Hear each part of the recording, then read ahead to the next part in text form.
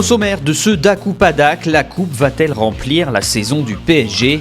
Pour débattre de cette question, Jérôme Alonso et Dave Apadou de l'équipe. La question qui nous est posée aujourd'hui, c'est Paris peut-il sauver sa saison si Paris remporte la finale de la Coupe de France face à Rennes? Ma réponse est oui, une saison avec un doublé, avec des artistes sur le terrain. Il y a eu beaucoup de belles choses. Je suis un peu déçu, forcément, du parcours en Champions League. Je suis très déçu des 2 derniers mois. Mais comment dire, honnêtement, que la saison serait ratée si Paris réalise un doublé?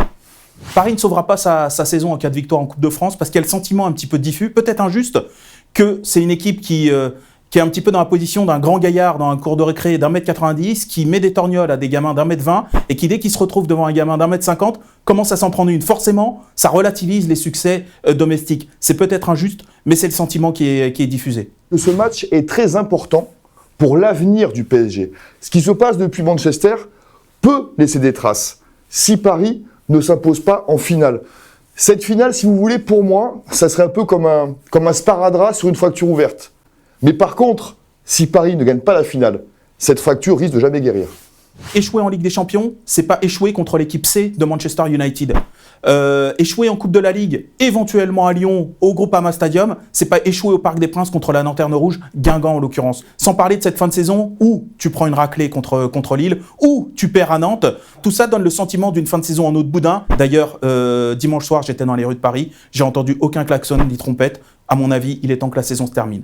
J'entends aussi beaucoup l'argument, ne pas battre Rennes serait un terrible affront, voire un terrible échec. Déjà, la défaite serait un affront et un échec. Ensuite, Rennes est une bonne équipe, capable de gros coups. Je pense notamment au match aller face à Arsenal. Battre Rennes en finale de Coupe de France, il faudrait faire des cotillons, il faudrait dresser une statue aux joueurs parisiens pour ça. Mais Rennes est le loser des finales. Comment, à ce moment-là, faire en sorte que Paris aurait réussi sa saison parce qu'ils auraient battu Rennes, qui effectivement est un perdant magnifique à ce stade de la compétition, mais un perdant magnifique quand même.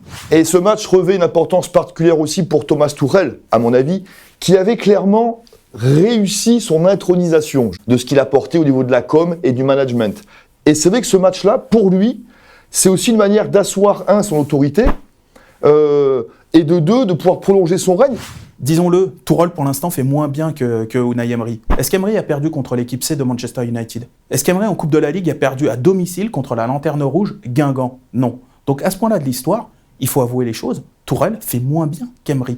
Pour toutes ces raisons, et j'espère que vous serez d'accord avec moi, mais pour toutes ces raisons, il serait compliqué, à mon sens, avec 2 titres, la Coupe et le championnat, il serait compliqué de dire que Paris a raté sa saison.